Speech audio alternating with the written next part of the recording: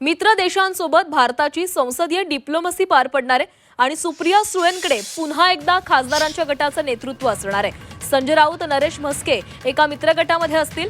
महाराष्ट्रातून श्रीकांत शिंदे, प्रफुल्ल पटेल, अशोक चव्हाण, सुप्रिया सुळेंकडे सर्वपक्षीय खासदार गटाचं नेतेपद असेल। सिंगापूर देशात जाणाऱ्या खासदार गटाचं नेतृत्व सुप्रिया सुळे करणार आहेत। इंडोनेशियामध्ये जाणाऱ्या शिष्टमंडळाचं नेतेपद श्रीकांत शिंदेंकडे सोपवण्यात आले, तर अर्जेंटिनाला जाणाऱ्या शिष्टमंडळाचं नेतृत्व अशोक चव्हाण करतील आणि ब्राझीलला जाणाऱ्या शिष्टमंडळाच्या नेतेपदी प्रफुल्ल पटेल असतील।